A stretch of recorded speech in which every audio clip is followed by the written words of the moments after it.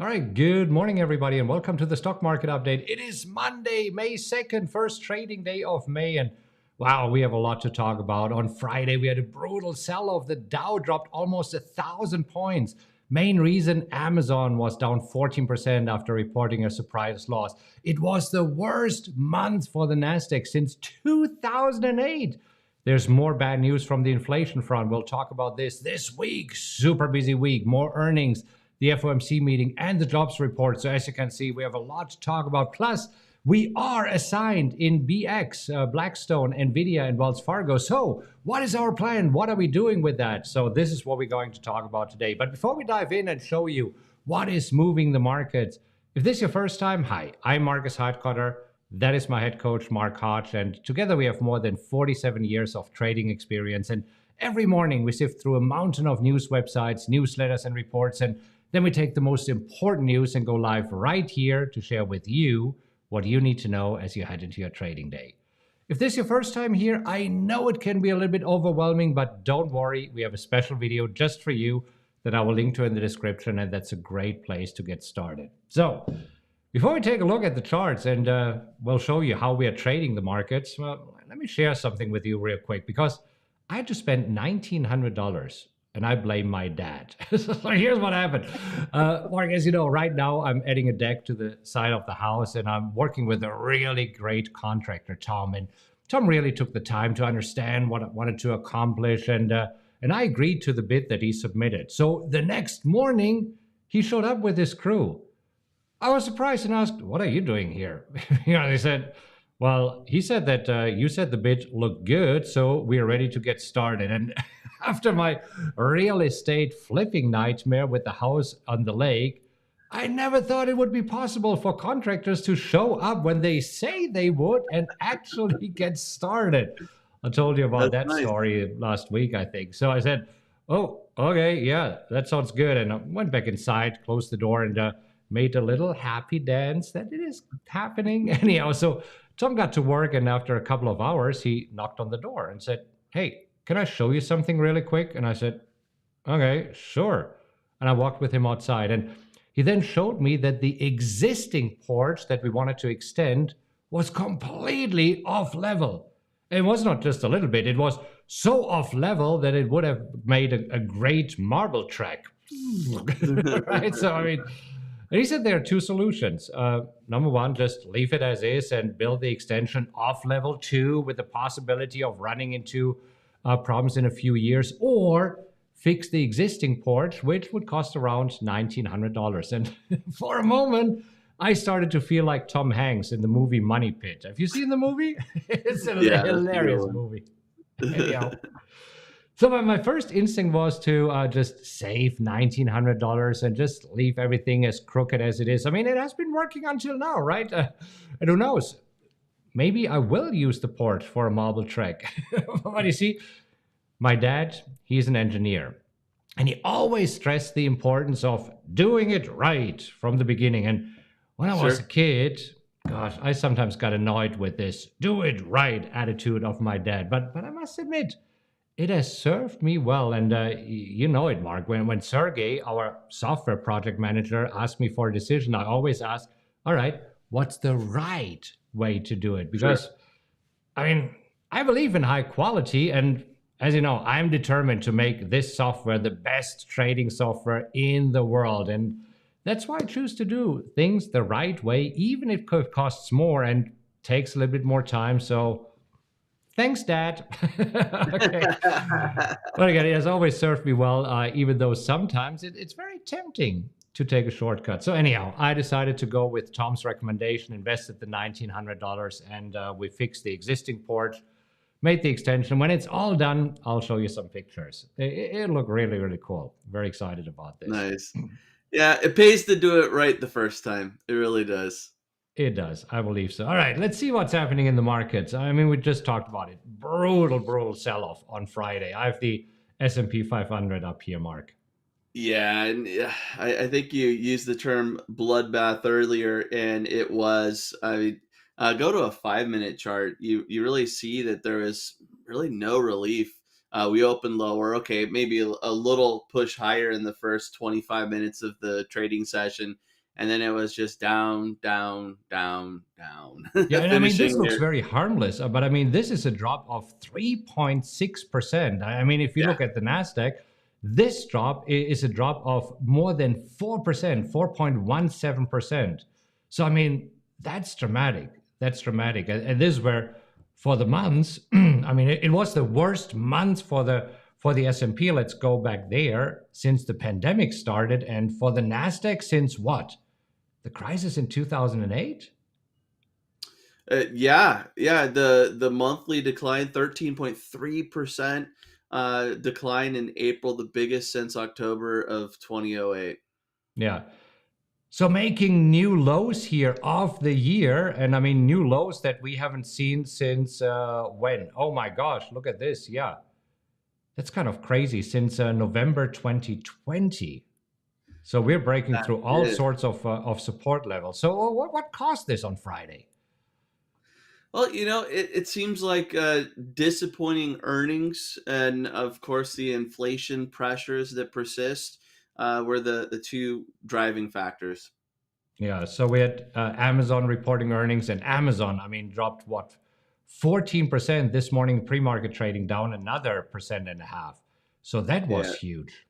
that did not help the Nasdaq or the major indices in general with a surprise first quarter loss.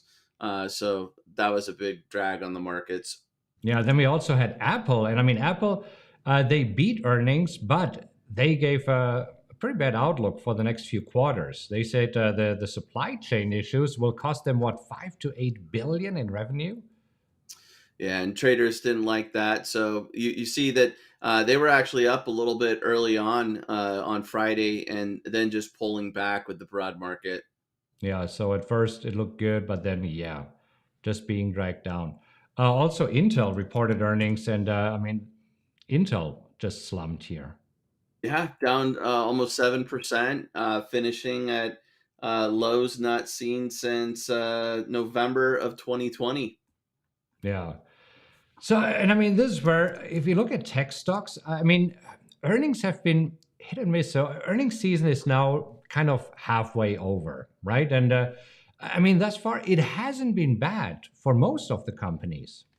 Yeah, with 275 of the 500 S&P 500 companies reporting, 80% have actually beat estimates, 73% topping revenue expectations.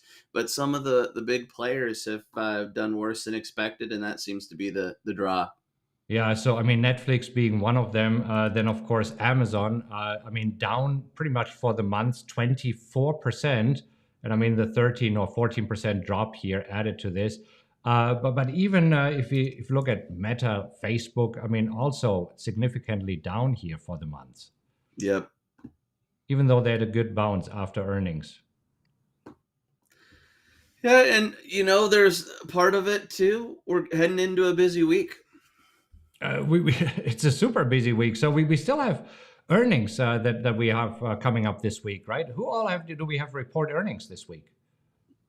Oh, that's a good question. I believe we have.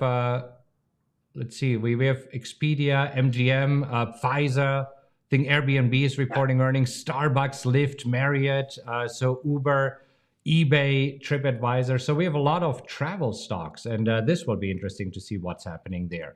So we kind of have the banks out of the way. We have Sure. tech stocks out of the way. Right now we are focusing on travel, and then usually at the tail end, this is when we will have what Retail. retail. That retail Yep. is usually coming at the tail end. Yeah, but we also have a busy economic report, right? I mean, so if Yeah. you look at the economic report for this week, let me just bring it up here. So that's where the big one this week is the FOMC meeting. It is, but I mean, just busy week all in all. I mean, FOMC on Wednesday, so the Fed having their 2-day policy meeting starting on Tuesday, wrapping up Wednesday. You have the press conference and the statement there. That will be the focus, but you also have the monthly jobs report on Friday. And I mean, those two packed in 1 week, that makes for a busy week. Yeah, and talking about the FOMC statement, I mean, at this point, it's pretty much certain that they will raise interest rates by 0.5%. I mean, the markets are factoring in a 99.8% probability. So this is happening. But I think the important thing this week will be, okay, what is their guidance looking forward? I mean, will they continue these half point rate hikes, or will they signal that we get 25%, or 0.25% rate hikes here? And I think this is important because looking ahead, I mean, right now, the markets are factoring in that they keep hiking rates by 0.5 percentage point, if you look at this, for the next few meetings. And Marcus, that's the day really consists of three things. You have the rate hike decision, right? So what the Fed decides to do. You have the Fed statement, which provides more detail on what's happening, and then you have the press conference, which involves some Q&A, right? And you're right. At this point, the half point is pretty much a done deal. But then it's the statement. What is expected, and then the Q&A, how is the Fed leaning, right? Is the Fed really concerned, and are they worried that they need to do more quicker, which would be a bit of a surprise. I mean, we're already factoring in the half point hikes, and if 3/4 is on the table, that would be a big deal. Or if they say, yeah, right now things are looking better. I don't expect that, but those are the things, that those statements, the Q&A, that's what could really make for a wild session in the afternoon there. Right.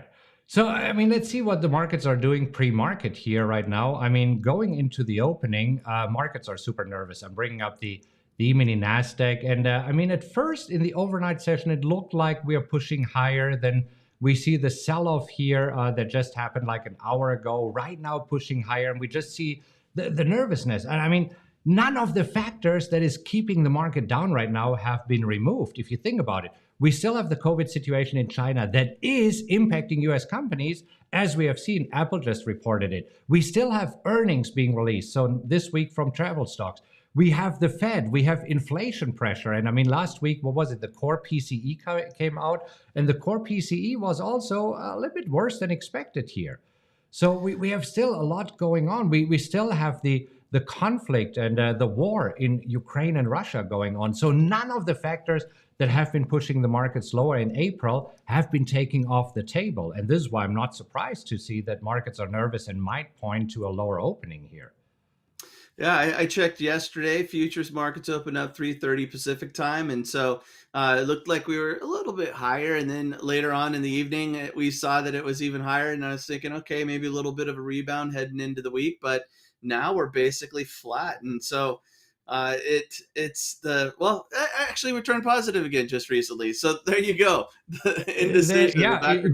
It just did. So. We'll see. It will be super interesting. And looking at our position, so BX Blackstone, we got assigned there at 110. Right now in pre-market trading at 101.50. So our plan is, when we are assigned, to sell calls against it that we would do at the strike price that we got assigned, which would be 110 or above.